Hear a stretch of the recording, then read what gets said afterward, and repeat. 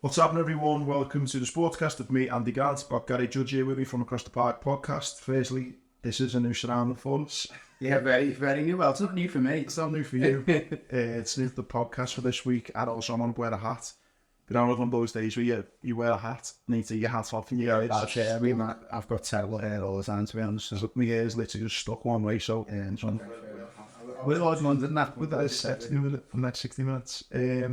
Massive shout out again, IGD, our sponsors. If you want 25% off, type in Andy IGD at checkout and go and check out all of the deals that they've got on at the moment.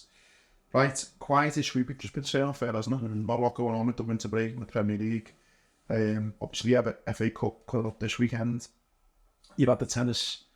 But again, because of FFP, there's not been no crazy transfers. There's not been no... Bayern seems to just want to take all the old Tottenham players across to Munich. I think that's...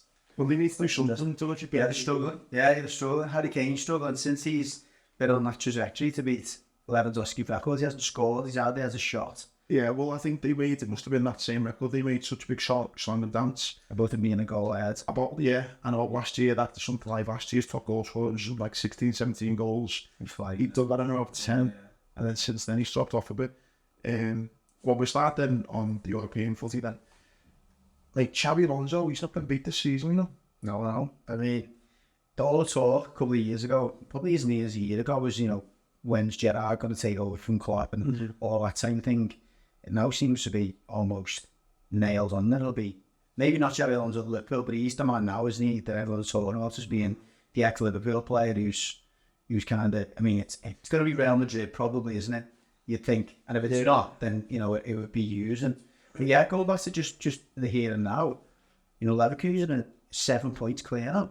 It does get me wondering, though, when we spoke a couple of weeks ago on managers and fantastic managers, what is it that he's done so different than maybe Lampard's done, or Gerrard's done, or Rooney's done? Do you know what I'd say? Again, not know any of them personally, probably person I've spoke to out of all of them most is Steven, but it seems to me he's just got a little bit more of an unassuming and humble way about him. You know what I mean? He come across that way at Liverpool. Even though he's an unbelievably technical player, I got the impression of Alonso kind of on the pitch after this, quite quiet, soaks things up, probably watches a lot of football, and kind of got a lot of respect for the people around him. He's played in more different settings than Gerrard and Lampard. Gerrard's went over to LA, Frank Lampard as well went over to America, but apart from that, they spent most of the time in England. Alonso's had the luxury, if you call it that, of travelling around Europe. Yeah.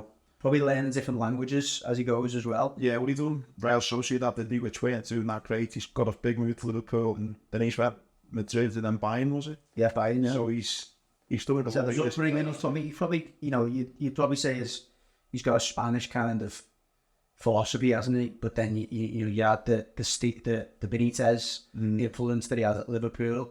He comes back to Spain, plays under the likes of Ancelotti, Zidane, and Real Madrid. Goes to Bayern Munich, plays under Pep. I mean, what I would say, Lampard, you'd probably say out of the other two we've compared as a richer vein of managers, but he probably has more of a mix than Steven Gerrard. But out of the three, you'd say that he's probably had the best variety, hasn't he? He's been and I always think that's a good platform, isn't it, for you as an ex-player? Yeah, I just always, I've not seen a lot of the football, so I don't know the style of play. But it's just interesting, every few years you get a certain manager, don't you? Just like Thomas Tuchel for a while was doing anything, who's he going to come through with? Just be interested to see whether, well, one, they can pit Bayern because They can keep it up, yeah. If they can keep it up, and then for how long before a big club comes along.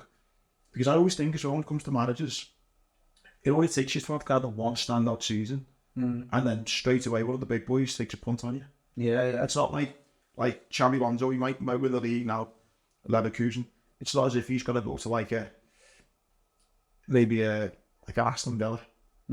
He's going to probably get all the big... Oh no, that's it. If he wins the Bundesliga, make no mistake about it, he'll be touted for the big... Particularly with Harry Kane going to Bayern Munich and the goals he scored, and you'd almost think, how can anyone beat this Bayern Munich team who've dominated? I think they've won 8 of the last 9 titles or something.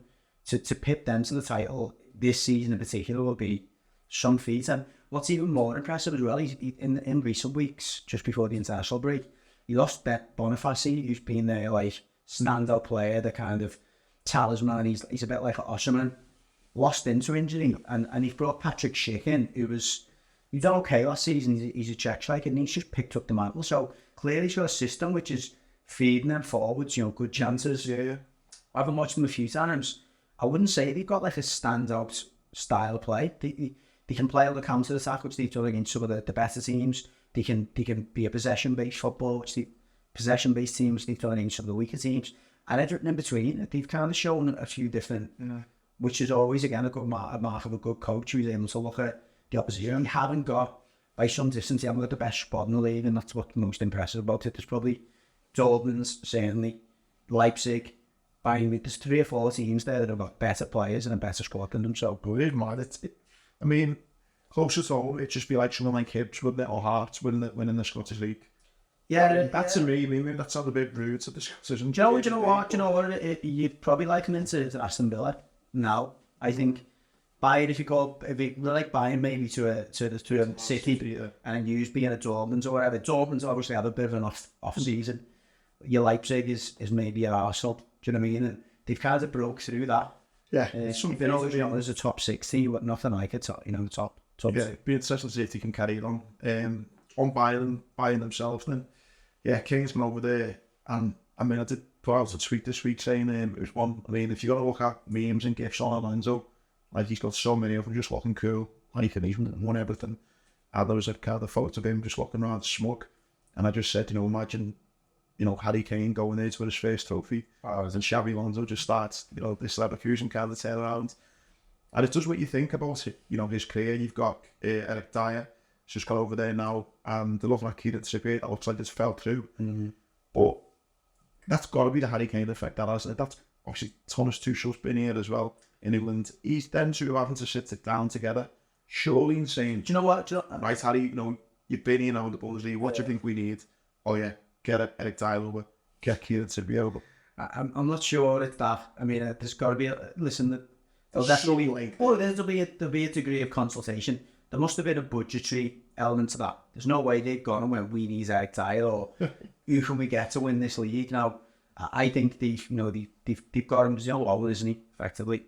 Is he on loan? Is he not? Yeah. It's on loan. Sure, he's on loan.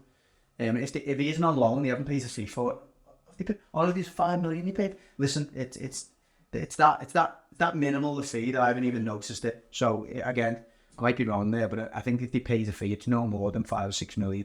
Well, I know even the Super they were willing to pay, they go with 10 or 12. So there's obviously budgetary constraints there. And you look at last night, for instance, I watched them last night, and they took up from Ricardo off, I think, at half time, put Dyer on, as almost like, let's have more of a ball playing centre back rather than someone who can actually defend. And he's not a great defender. You've seen that many a time. He's not a great midfielder. I think he's okay ball playing defender. Yeah, exactly. And I think if you've got a team that maybe is outside the first 11, 12, 13, 14 players, they're a little bit weak in that area, Bayern. So I think he looks at it and thought, but I think the second factor is you're only going to keep Harry Kane happy. He's on your off the pitch, and you probably an element of get one of your mates over. Yeah. His wife probably comes with his wife. You've got a bit of a community there. 100%, yeah. And that's as important as anything, isn't it? Kieran Trippier would have a story to go if he goes over. He's obviously won the league. I think everyone forgets he won the league with Atletico Madrid. And let's say if he could come out them, buy him in the league from Xabi Alonso's at Leverkusen. But I think either way, Trippier must be finding his lucky stars one minute. He's getting shunned out of Tottenham, thinking, where do I go? I know. He goes out to Spain, works under Simeone, Suarez, the league there, comes back to the Saudis and Newcastle. Yeah. And then he's done well. He could get a little low move to buy it. He's had a good run there. Speaking of that, then the transfers, there's obviously been a quiet, very quiet, 35 million, I think, has been spent in this window, opposed to, I think, 800 million in the last one. Sorry, just before we go on the transfers and staying in Europe briefly for the second week, we spoke about it about 6 weeks ago. Girona is still keeping up that. Yeah.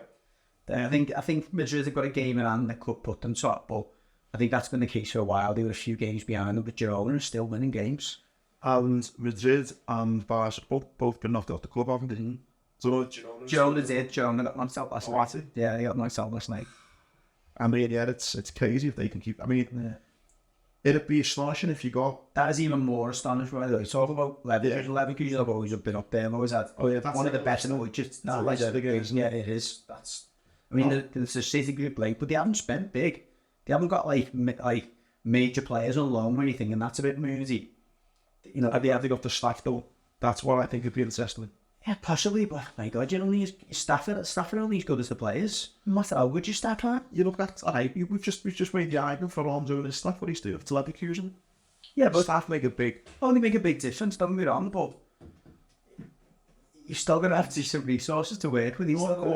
Some good players. It'd be interesting to see if there's some out there who can go and do like a fact foundation on, if you know, they'll find out the staff, because that's a proper Leicester City story, but for me, I'd never view it that way because of those City links. Okay, fair enough. That's because there's got to be something there in my eyes. But imagine a season where you've had, you know, Real Madrid or Barca not winning La Liga, Bayern not winning the Bundesliga, and City not winning the Prem.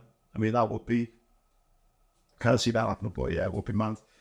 Our transfers then. So before we talk a little bit about the AFCON, I was going to say Liverpool, for example.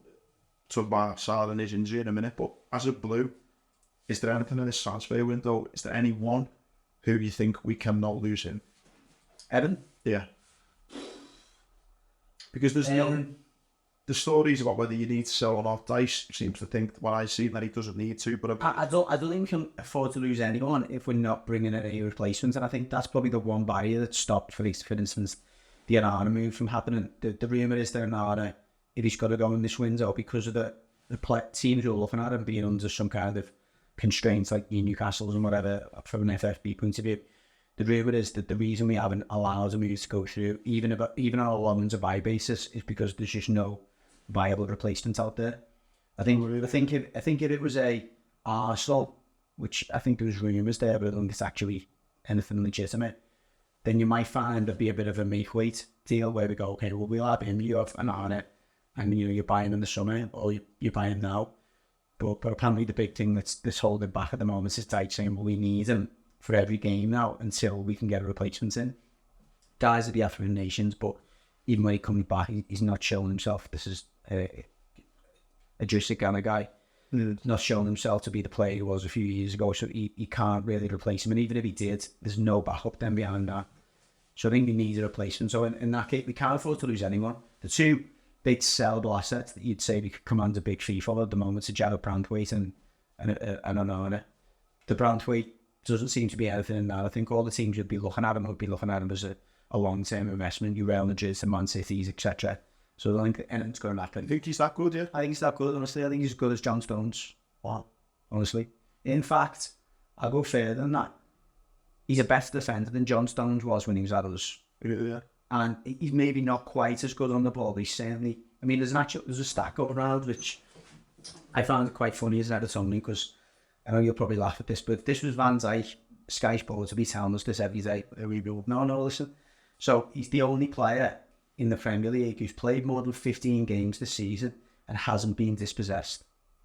As in, no one took the ball off him. Now, you could say that's because, you know, he's passing and he's not trying to dribble past players. He holds onto the ball. He's not like a long ball merchant. He's playing into midfield. He's dribbling forwards with the ball. Nobody's took the ball off him. It's Mac, that, isn't it? Oh, yeah. So, you know, for a centre-back who's, you know, if you watch him, you'll see that he is quite progressive. He tries to play out. He'll get involved in the midfield and stuff. So that shows, you know, he's a player who's capable. And they're the type of stats I would stick out to the cities and Real Madrid's gone, well, look, you know, he played in the Dutch League last year for PSV. They won the cup, whatever. He played in Europe on a decent run in Europe. So he's had a little bit of exposure to European competition. I think he's a shoo-in for one of them teams. So if you want to lose him or Onana, who would you rather lose? If you're going to push me,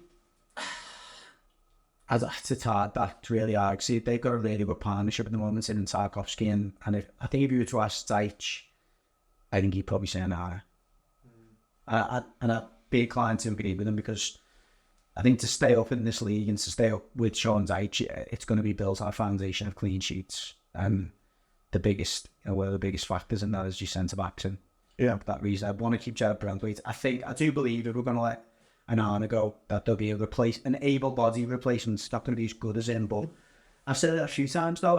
I think that Onana would be even better in a better team than he is with us. I think he does well at times, and I think he's athletic, isn't he? That's the one I always look at him. He looks like a beast. If you could get him kind of working to his maximum, I think, wow. Yeah, exactly. And I wouldn't say he's wasted, and that's a bit disrespectful to Everton, but I think with better players around him, I think you get more out of him. And I think at the moment he's very good for us, and he's been a good player. So I don't want to be misquoted as having another rant here and saying he's crap. Yeah. I just think he might come on. There's a price, yeah, exactly. I think there's a price to every player, and I think we need the money. I think that you need to look at that like about Suarez. I mean, as great as he was, he's probably one of the best players in the Gerrard that I've ever seen. I even got a feeling like Suarez, he was still playing at some shite.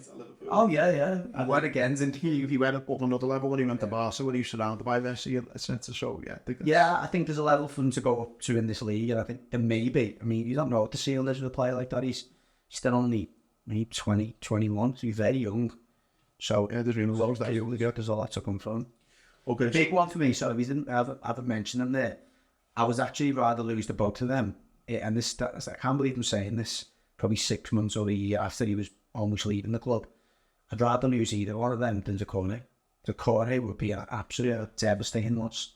Scored some big goals, hasn't he? Massive goals, and up until the cup game, again, fairly saying I'm correct with this, I've said it a few times, and on the podcast and no one's corrected me. Up until the cup game the other week, Sean Dyche had never won a game without Doucouré in the team. Really? He's had a few spells out. So shows how important he is to us. Because he plays off Calvert-Lewin. Dyche had never really been a fan of playing 2 up front or 3 up front. Generally plays a forward with someone off them. And Doucouré's been that player off them. And Calvert-Lewin hasn't been prolific. Doucouré, I think, is our leading goal scorer this season. If he's not, he's definitely one of them. And he scored some big goals, but he scored fairly consistently as well from that position. And we need him. We need his goals. And there's still any rumours that on plays, said you don't really want to lose anyone else to get replaced. No, not really. No, Kevin Thelwell, director of football, has pretty much come on and said, look, it's the transfer window, there's loads of rumours going on. I can say at the moment that nothing's happening at the moment. So if something comes up, if there's a deal we can do that we're able to do, we'll be looking to do it, but don't be believing the rumours unless someone's standing there with evidence yet. Yeah, I mean, it would be pretty crazy to think Everton have any business considering. It would be loans, wouldn't it? And it'd be loans with obviously a generous amount of wages being paid every by the parent club. And then is it maybe the 31st? It shuts. The first is. It's the third. So if, let's say, touch wood, you don't lose anyone, you don't bring anyone in, would you think that'd be an okay transfer window for you? Yeah, I went into this transfer window, we spoke about that in our podcast, and it was like, what are we hoping? And both of us kind of, almost unanimously said, we just want to keep our spot together. And it's been a while since we've said that, but obviously there's a number of reasons for that. There's one, we know realistically we haven't got the money to spend, and two, it's more likely that some of our players might leave and we're not in a position to lose them. Yeah, no, fair enough. Yeah, I do think it's mad though, it just shows you how with that Everton 10 points ban, it's made everyone go, actually, you know what, fuck, these are messing them up now. And yeah, our clubs are spending 800 mil collectively and now 35 mil. It just shows there's talks about rumours Newcastle and Callum Wilson go. Clubs are taking it serious. You know what I mean? Yeah. I think when it comes to Liverpool, I think it's mad, isn't it? Because you're playing so, it's not like playing so well, it's probably not right. You're getting results so efficiently.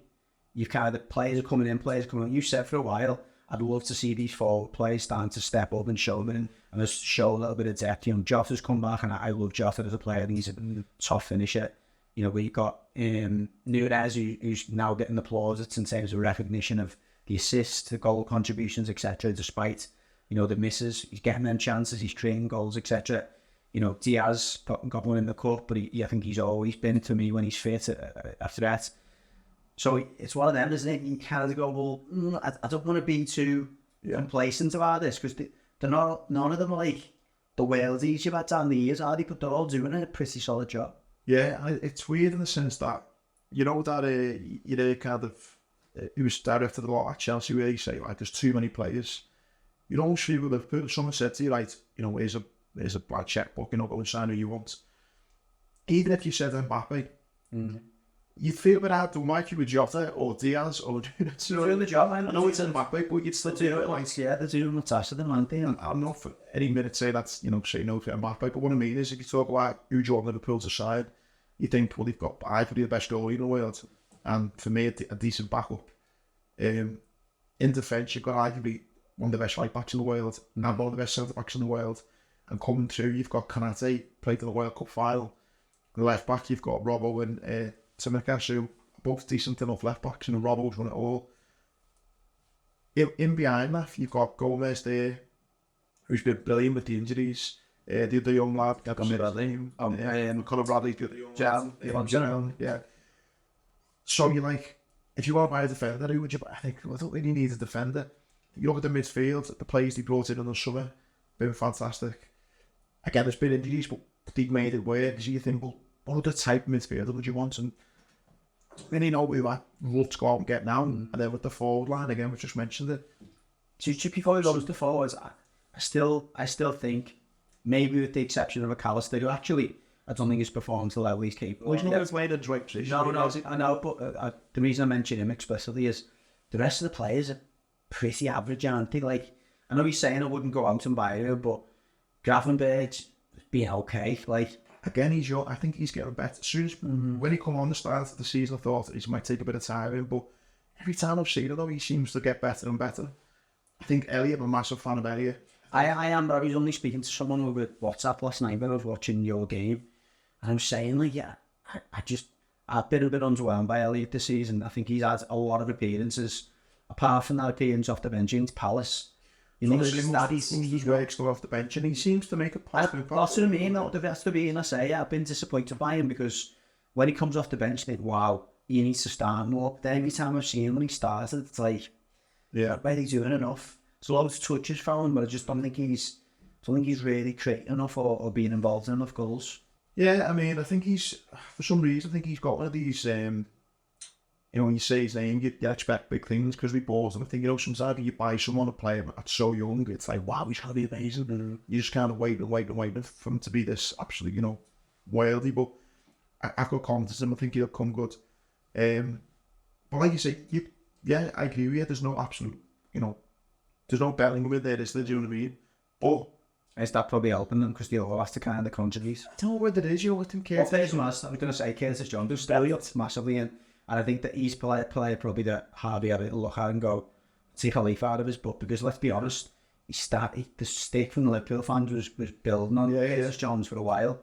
There was so instance that call, I don't think, which helped him up, that, you know, there was a mad stat where every time he played, like, Liverpool were like so much better than creating goals. Yeah, it was like, mad about that, you wouldn't have thought of him just by watching it, but obviously McAllister, I don't think he's found the exact right position. Soboslai, I think he could be really good. Why is it though? And there's a bit of a joke, like on I think a few of the media channels have made a joke about it, and I'm not the broadcasters, but like Lab Bible or Sport Bible or that. Every time you're on the telly, you're rubbish. Yeah, it's terrible. No, there's been a few games like when I've been there. Like watching that license, he's a buzz off him. No, there's been one or two games where we've had a little moment. Yeah, and he's peaked it because the first few games he was unbelievable. And then no, I've had the conversation with a few lads after the match in the pub saying, "Not great today, was he?" But again, still younger, as you said. He's still young, and I just think so. You know, we both just agreed there on we have an absolute, you know, set three that you play every week. I guess that's because I'm comparing it to the team you've had over the last 10 years. Oh yeah, we seem to have that. You could almost say, you know, it was Fabinho, Endo, Ronaldo. Mm-hmm. Like them three was just unbelievable. But then when Thiago was fit for a while, it was like he was slotting in there and stuff. Yeah. So my point is, like, if I wanted Liverpool to sign someone, I don't know A, what position I want to sign, and I don't know B, who I'd even go for. Mm-hmm. Or I think you just say it's that Chelsea going, okay, let's get another striker. Do we need one? I think that forward line, I think Gakpo, I've always been a bit iffy on him. I think he's got leaps and bounds when he's been asked to do so. Diaz, despite all the problems he had with his dad, he's come back and he's been scoring important games. Salah, just before he went off to AFCON, was playing well. I think, second in the top goal scorer, I think he was, or maybe even top, actually. Mm-hmm. So, yeah, I think there's rumours about signing that Andre, I think his name was, for Fluminense, he might have done. Oh, yeah, I think he's been there for a few teams, hasn't he? But always mad, I think, when Liverpool ain't linked to them and then so full. You think, what's going on there? It should be one for you. I think if you signed him, you'd probably allow him to go on loan or go back to them, or maybe allow him to a lesser Premier League team or a Championship team. Yeah. I think he's one of them. It's almost like a FOMO. It's like fear of missing out shit. Yeah. You can't not go for him. And I think there is that, because you've just seen City have just signed a kid who's, I think, 17 and like 20 million, but they keep him in River Plate for 3 years. So there obviously is that. That could go on.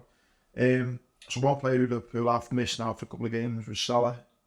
He's run off to the AFCON and he's got injured, which is mad because he is never ever injured. Yeah. He is like never. You've got it. Will it be a hamstring injury? And I think it's like whatever, first degree tear or something, which is not the worst. That's just an overuse injury, like. And I think you're traveling, you may be a little bit dehydrated. There's all that sports side. You can only imagine that it's that. It's like you've gone from playing pretty much every game almost. Yeah. And then flying straight out there, playing it, and it's, yeah. I think that though, and I don't know whether this is kind of, maybe the media have tried to kind of play this a little bit more, but there's a suggestion that Klopp and Liverpool had disrespected Egypt and the Egyptian FA or the AFCON by bringing him on. And I think the idea was, look, we can give him better treatment than what you can. And I don't know whether that's maybe come from thinking, I mean, who would know, but the whole, when he never took a proper warm-up, he wouldn't have got injured if he was with us. But as a top, I'm not having that. As a top pro, you know what your body needs and stuff. Now, I know there's a degree of luck that even at the very, very top level, you still have your strength and conditioning comes. You see running in the circles, doing certain exercises, etc. But there's two things. One, the strength and conditioning or performance coach before they went out there would have been saying, look, make sure you do X, Y, and Z because you're putting it with. And second, the player like Salah, he's an ultra professional and as you say, keeps himself so fit. He would have made sure he done his own stuff beyond their ward. So I'm not sure there's anything in that. Like, you've heard the stuff and all times have gone on and stuff, but you've heard Roy Keane moan about the Irish FA. Yeah, still listening. I think their standards will be nowhere near. I mean, we've joked about the AFCON. It is a bit of a joke of a tournament.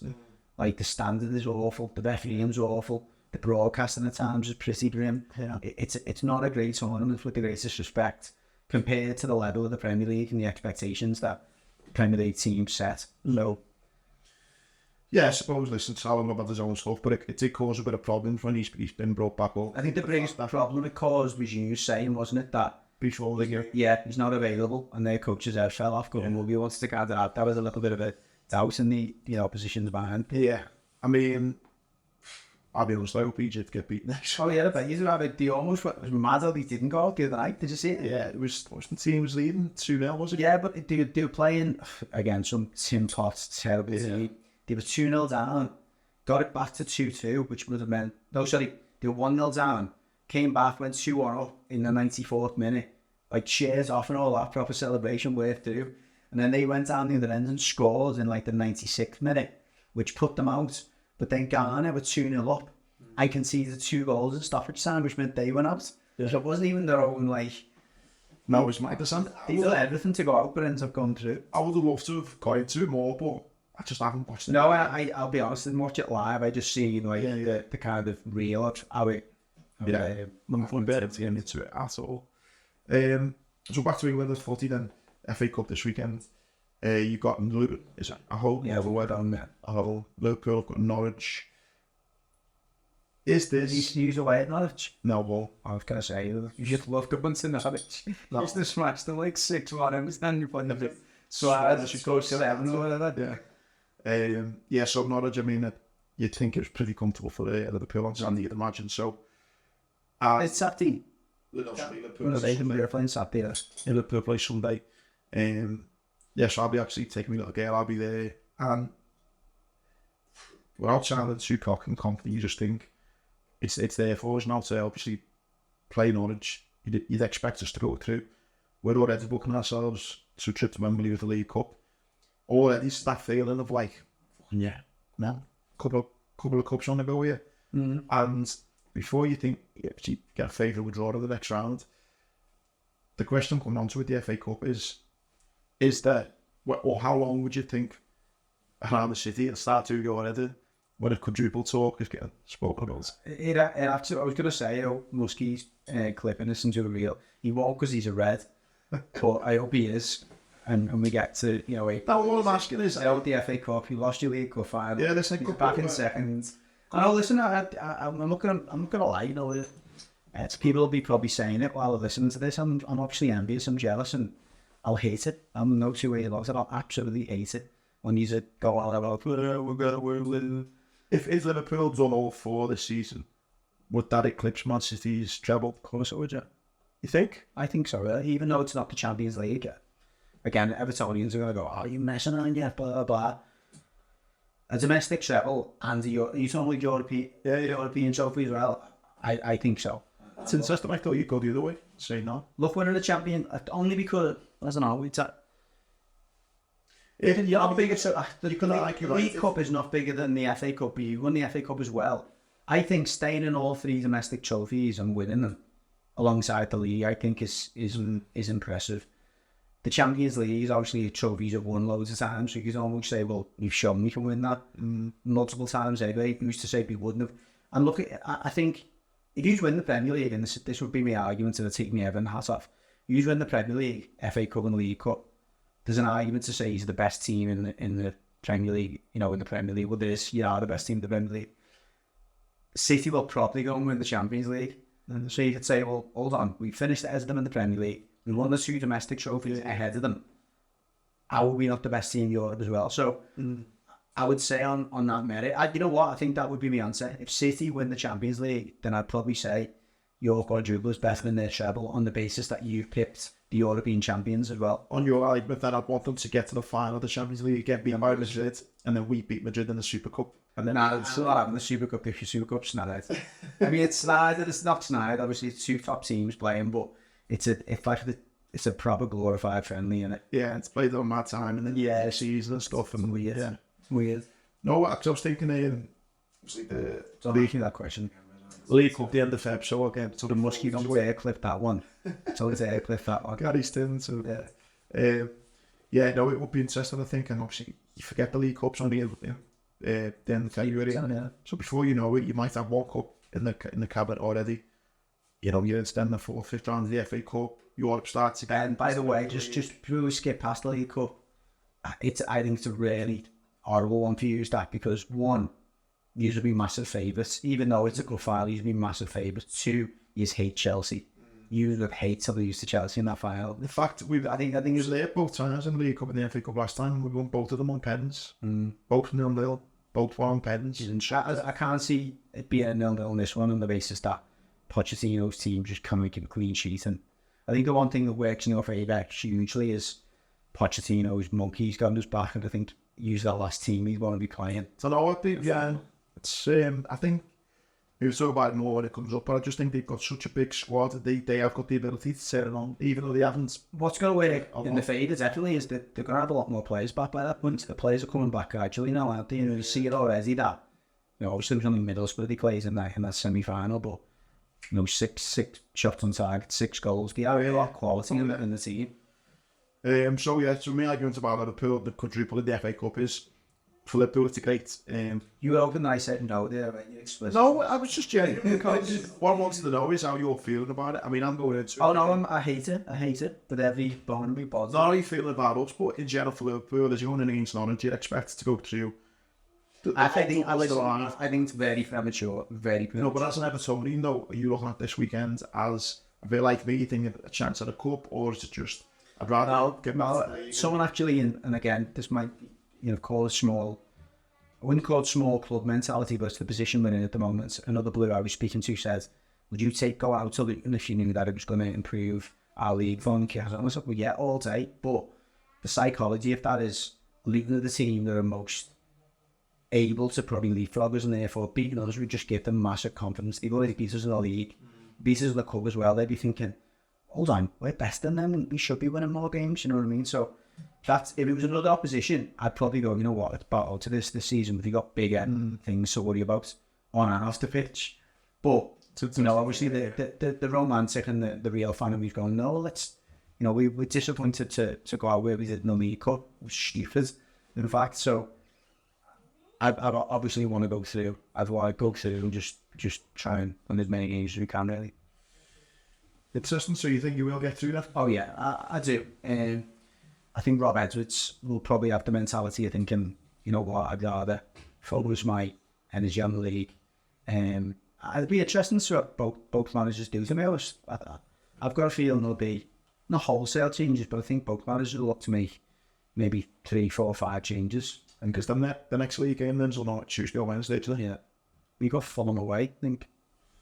Tough game. Very tough, yeah. I mean, the unfortunate last night, he introduced somewhat. I mean, I think he's probably had another gear there, but I think doing a little bit unfortunate to not get out of the tie. I think the tie as a whole, just briefly touch on your 2-legged tie. Over the course of the 2 legs, they'll probably feel a little bit of grief because I thought they had probably a good decent chance in both games. Decent chance in both games, albeit I think I got the impression watching the game last night, though, you probably for the first hour, you could have probably went 2 up or 3 up, but you still didn't really know who. Was that spicy? Was it considered it was the second leg? No, the best thing that happened to the game was when the equalised, so they probably both teams up a bit. Yeah. Okay then, so moving on from the FA Cup, touch briefly on the league then, because it's the Tuesday and Wednesday games. Liverpool, Chelsea, so it's going to be a replay of the FA Cup, League Cup final. England. Massive game, and again, it starts to feel to me, we've got Chelsea on the Wednesday, then we've got Arsenal on the Sunday. We win both of them. Well, I'm sitting here next week talking to you. Hopefully we'll just beat Chelsea, and I'm looking forward to that. You look at City, and I just think now is where my game starting with Pep, because he's going to be fighting the Champions League. We touched on it briefly before, the Europa League. The opponents that Liverpool are going to be getting are going to be at the level of Man City. He's all over Man City. Up slightly now, doesn't it? Because you've got the Champions League teams that drop into it. So yeah, I've just remembered. I think Man City got cup. Yeah, who basically an Europa League team. It might be a couple more weeks before the mind games properly start kicking in, but just think, yeah, this weekend it's the FA Cup, but then midweek as well. Just some huge fixtures parting up, and it's already starting to feel past the halfway point of the Prem and really starts getting into like the nitty-gritty now. He'll be saying, I think, to their players, as he always does, and being here before, we can go on a 10, 11, 12 game win streak, we can anyway. De Bruyne has come back, he looks really happy. Just briefly on De Bruyne, I know we talk a lot about him as a pro. I heard a few interesting comments from people who watched his interview after the Newcastle game when he just came on, cameo and won in the game. And he was saying he looks fresh, he looks happy. Sometimes, because he'd had a run, I think, before that, playing X amount of games consecutively, and obviously they had a very long season because of the trophies they were in and playing for Belgium. And it was ex-pros you were talking about. Sometimes you just need a break, and even though you don't ever want to be injured, if you can have an injury where you could take the time, the patience with you to come back, and you don't feel the pressure to come back, you can actually come back as a better player, and a fresher player, and he looks. And if they could do the same with Haaland, because Haaland, I wouldn't say he was going stale, but he was having a bit of a wobble in, and before he got injured, I think, there's just no way near the level he was last season. Yeah, and I think that was going to be, it would have been hard to maintain results. However, I think someone like him probably sitting in the stands a little bit, watching the game, maybe thinking, when I do come back, this is how I might attack the game. I think he could come back not with a vengeance as though he'd been awful, but I think they're going to go on some daft run now. It's definitely scary, that. You know that's the case below it, and then knowing you've got De Bruyne coming back, it is scary for me. What I'll say there on De Bruyne is, when he's physically and that's one thing, but mentally, you think, especially last season when he done the treble, the pressure going into each game. I remember when Liverpool went for the quadruple. Even as a fan, you're like, oh god. And that's what I mean. Mentally, that's what I saw. They were saying he looks dead happy. Yeah, he's been with his family, he got loads of things that maybe he hadn't been able to do. The summer, especially this last year, it's been so short that wasn't it? And he had the chills when he's having a laugh and a joke with them, whereas most Premier League players you see when they're being interviewed, they look like they've the weight of the world on the shoulders and they're relieved. I think it's not so easy for us to say, but he's on tour again the week though. Oh fuck, he should handle the pressure. You're constantly worrying about if the camera's going to get picked up and you say something, if you say something wrong in an interview. But you need to win every week as a wicket at those big clubs. And it must be nice for them to have a break like that. Yeah. And again, just back to your point on City, I think it is a critical time. You've obviously got 2 massive games coming up. But all eyes, to a certain extent, are on them now. Like, you have almost proven now, if we're in that position, someone's got an offer off the top. But all eyes now are on City. Are they going to repeat what they've done in the last, 4 or 5 years and go on that crazy run? Yeah, no big time. Right away from footy then, we have the Australian Open. Yeah, I think that'll be in the big total. Yeah, we'll come back to boxing in a moment, I'm sure. Yeah, we finish off on boxing. Well, I thought it's actually probably a little bit disrespectful. We mentioned about the Brits doing so badly last week. I didn't actually mention about Cam Norrie. Yeah. Who he done well last week after about his defeat this week, but so it was still kind of this week. He beat Casper Ruud. I think he was on Monday or whatever, didn't he? And I said, what? All right. Yeah. And then he took Zverev to 5 sets and lost in a tiebreak ultimately. But listen, no shame whatsoever. Zverev's just knocked Alcaraz out. Yeah. So he beat him comfortably. It was 3-1, but Alcaraz only won with a tiebreak. Yeah. Only won 1 set with a tiebreak. The other semi-finals going on Friday morning, I think 3:30 Friday morning. So when you listen to this, it'll be, you'll know who's won. But I think even Norrie getting to, I think it was the quarter would have went to. What's finals, yeah? I think he's only the 10th Brit to do that, All done now, wouldn't have been the last 16. Yes, so if he'd got through to the quarters. I think there's only been 10 Brits that have got to the Australian Open, which again, we said a little bit about last week, just how tough it is to be from this country and make it to the top. Yeah, which as a sweet journey as he came out, but he was excellent. He was very, very lucky. That message he had, and I say I'm watching this now. He's on the verge of beating them, and he was. He had Zverev on the rocks, and that's no joke given that again his performance. And he looked at as a bit of a benchmark. He then played Alcaraz a couple of days later, and he battered Alcaraz by all accounts. Yeah, I've just looked at the so tomorrow, the draw tomorrow. You've got Sinner against Djokovic, and Zverev, Medvedev. I mean, anybody who's kind of listening, I'm a massive Medvedev fan, and I think this could be his moment. He's got a great record against Zverev relatively. Although it looked, him and Zverev have never played in a Grand Slam. So the first time he plays in a Grand Slam. Yeah, I mean, just great when you look at the rankings. Exactly. Djokovic let this 1, 3, 4, 6. Medvedev 3 planes at F6. So I mean, they were all the top 6 were in the quarterfinals, which that's what you want. These 6 of the top 8 in the quarterfinals. Yeah, there's not much in the price there with Medvedev and Zverev as well. I think, and again, this is no good to anyone, sorry, but I think Sinner's overpriced. He hasn't dropped a set yet, Sinner.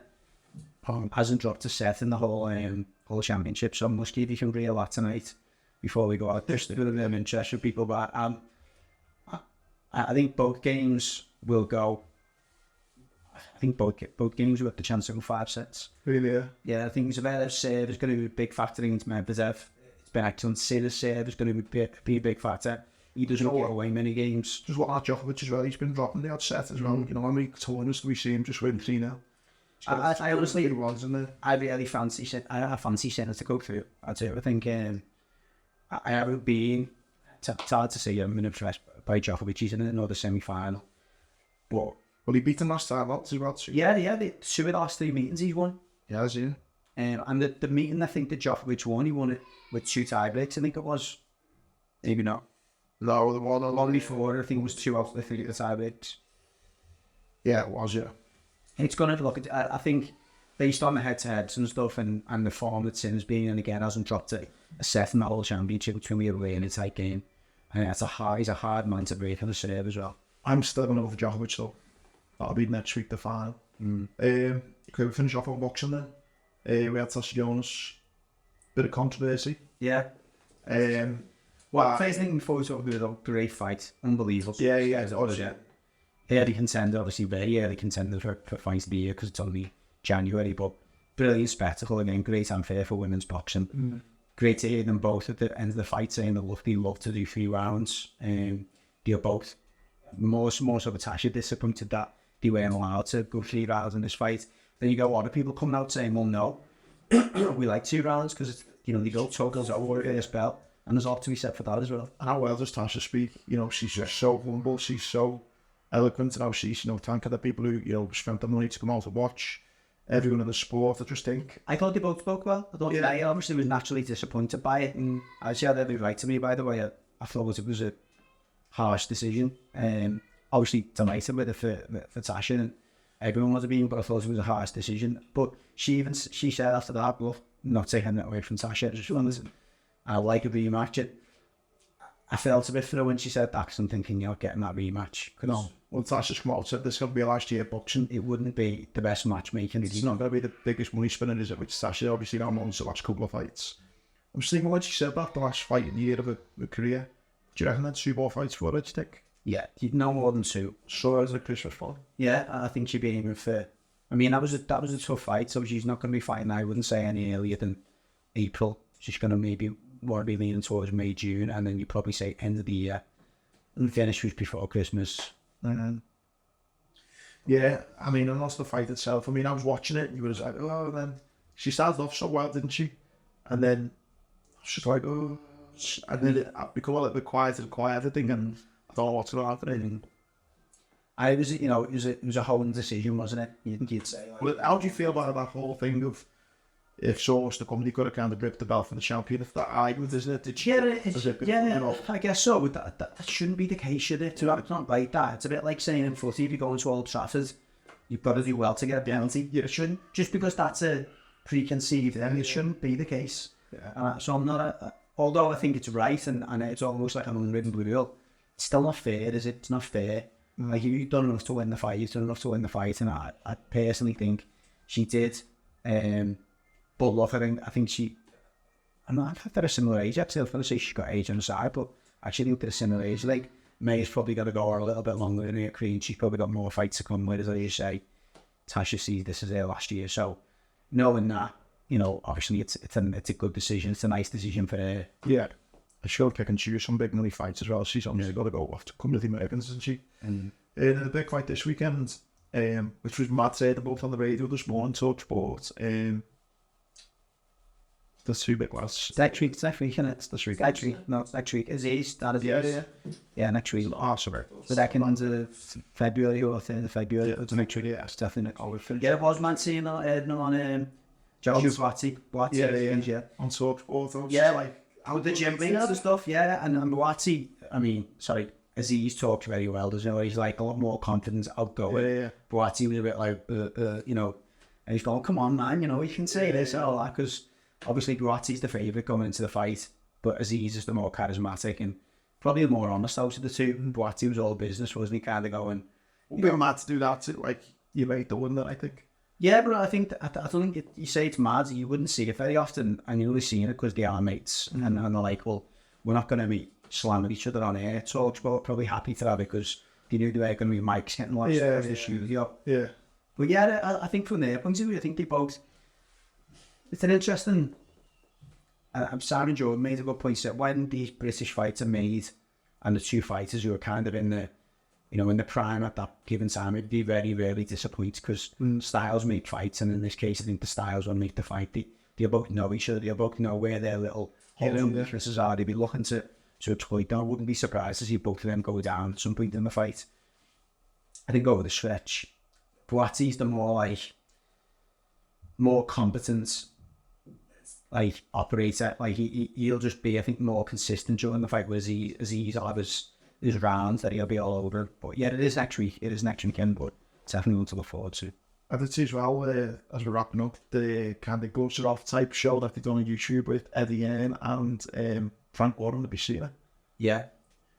I just thought that was it was decent for them to watch. Actually, I quite kind of like them both in different ways, yeah. But how basically it's all come together because in Saudi they just got a big amount of money. That's what I said. That's gladly. It was just like a bit hypocritical, and I just felt a little bit like they're all going, "Oh, it's nice, His Excellency."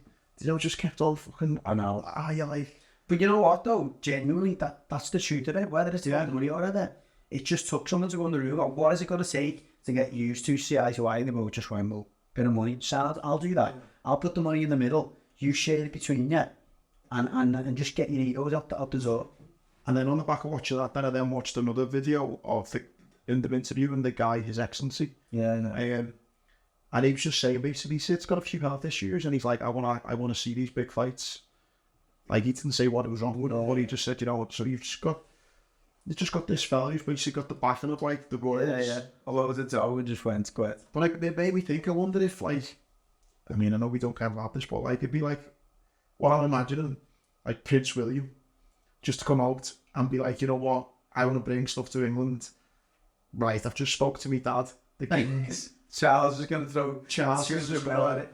box, like, she's going to box the boys here. Why not though? Like the royal family got loads of dough, and they start doing stuff like this, like. But that's literally what they've done. Yeah. No, but like, you know, if you're a Saudi and you're thinking, no, that, you know, even on a simple level, you know, I own a house in Saudi, the house prices are going to go up, because more people are coming over here. You think, go ahead, we're on a Charles, give him money out, lad. But you know, if you were saying rather than like the coronation and stuff like that, if they said, you know what, we're going to do, We're going to bring WrestleMania. We're going to bring I'm going to WrestleMania. bring the brought to the Palace. Cold Steve Austin back in Buckingham Palace. I mean, that's literally all they've done, and it was just so interesting to see. He just seemed like a big kid who's just got a Big vanity. Not vanity project, because it is a little bit, because he's made sure. Oh no, it is. about it. That's turned around and said, you know, I don't want no YouTube boxing. I like proper fighting, so I want to see proper fights. And it's like he's got the battle of the kings. He's took the attention back to when we were talking about a few months ago, probably sooner, you know, sooner than that. That, you know, these misfits are kind of taking the centre stage now, and they're a little bit like, yeah. And it is a vanity project, but fair play to him. He's went, look, I've got access there to some loads, to some major dough. I like fighting, so I'm going to put it in fighting. And this is what we're doing. We've got to touch on it briefly on a couple of less physical sports before we go. First of all, we spoke in the last podcast about the snooker needing a bit of live with another. Again, I didn't, you know, that generally didn't. I think it was because you were mentioning about the Ali Carter getting peas off at the ground and whatever. I thought, so what? Like the crowd is like, so the darts players, which I'm going to come on to in a minute. I've had a bit of history of getting peas off at the crowd. The crowd make it, and they make the darts. And I think this new competition they're coming up with a big fat paycheck in there, and they'll come up with probably little quirky ways. I think they can't do it too much though, because you can't have like. No, you can't like boozed up in London. Yeah. However, I was talking to my dad about it. And I mean, you know, it'd be great as well, like having teams in the snooker. Imagine doubles. Like doubles, yeah. Imagine having like 2 teams and going like, you're the shot, like you do. Watching Ronnie's face when someone just misses. Yeah. You have pairs. You play pairs and you have a game of pool or whatever, and your mate's on the block and you're like, oh, what are you doing? Well, I can try some to be fair. Yeah, I think that'd be good. So I think there's loads of ways that you could make snooker a bit more interesting and get more players, you know, more money, more exposure, make it a bit more insane for the fans. I was even saying like rules like, I don't know, you can only play one snooker a frame. You know, they try to get them spells sometimes a frame where there's snooker in each other for ages. Yeah. Or like, you only allow 10 seconds to take your shot, so you're like, straight into the shot. You said literally exactly this point, no, we need an injection, and then literally, I think 12 hours after recording, there was an injection, there was an injection by Eddie and Jardy into the darts, into the snooker, so, yeah. Well, that brings on to the darts. The Premier League starts next week. Unbelievable lineup. So the interesting thing, the first fixtures come out, Wolverhampton, I think it is, and Lee Flickler's playing Quizzes in the final. You've got Peter Wright is playing Rob Cross, Van Gerwen, Michael Smith, brilliant match, and Aspinall and whoever else I've missed out. Someone's missed it. Price. So, brilliant. There's one or two before it starts, so isn't it, I think? And follow Luke Little now. Oh no, they're in Holland, aren't they? Yeah. The Dutch Masters or whatever. That was it. Yeah. Oh, Luke Little. Everyone's on the age on the flight with cool of his. Newcastle was Aspinall, and their agents in the middle. I the luckiest man in dart in the moment. Oh, his agent, yeah. Absolutely astonishing. Yeah, and you know what, it'd be interesting. I mean, and obviously, I mentioned that he won the Bahrain Masters as well, which unbelievable to do that at the first pro tour. Well, I was first, but you know, straight after it's rise to fame. He's embracing it, isn't he? You know, we spoke about the outside. It's only early. Obviously, only been 1-100, but definitely seems to be taking it really hard still. Just what a talent. I don't think so. I don't think so, man. Yeah. I'm sure most skill tells it is, like. Probably. Oh, in fact, I think we would probably touch on it next time. There was a good stick to football, whatever. What's the... Yeah. Lampard was on it. Yeah. I'd only watched it just before we come on. I don't think you have, so... No, yeah, see it, yeah. Bad Everton, as some good, like, some good chat we got. Good insight, isn't it? Him and Roy Keane in terms of, like, you know, Roy Keane maybe going back into manager. What type of manager are you? What type of environment suits you? Speaks a lot about Abramovich and the relationship with Abramovich and what it was like being in Everton at that time. So good one to check out if you want. Yeah, and I just always come back to when I hear the likes of them talking. It always makes you like laugh. Gary Neville, Jimmy Carragher, they almost look at Keane, Lampard, and go, "Are you mad? Why would you want to go back into doing that?" You know, you look at, I think Jamie Carragher's Instagram up to the day. He's just been in Thailand. Yeah, he's out skiing at the minute now. You've got Gary Neville. He's owning businesses, doing this, doing that. Lampard's just stressed about how Liga. So you just think, why would you? Some people struggle to relax, don't they? And unless they're doing something that's really like intense. I think it's just a different bit. I think Roy Keane is probably one of them. He doesn't even seem to enjoy it when he's on these podcasters. You know, he sits there and he probably get him a good few quid for it. Yeah, and he's having a laugh from time to time. He's like the grumpy uncle sitting in the corner, isn't he? Like Sometimes never happy unless he's in the place. So I don't think those sometimes. Yeah, maybe, yeah. But in general, it is, yeah, just different personalities. How they go back into it. But yeah, it's another cracking one. And just think of the game, bro. Start off where we finish off where we started. The troubles at Everton. I'm like how not alive the whole club wasn't talking about it, which was interesting. But it's all showed dice problem now, that is. So I think Sean thinking off in the headstrong, sitting on the. We shall see. Listen, nice to everyone for listening in to the show, whether you listen or watching. If you want our betting tips this week, you can go on Patreon, and don't forget to check out our sponsors, IGD. Get 25% off when you type in Andy at checkout. Nice one for listening. See you later.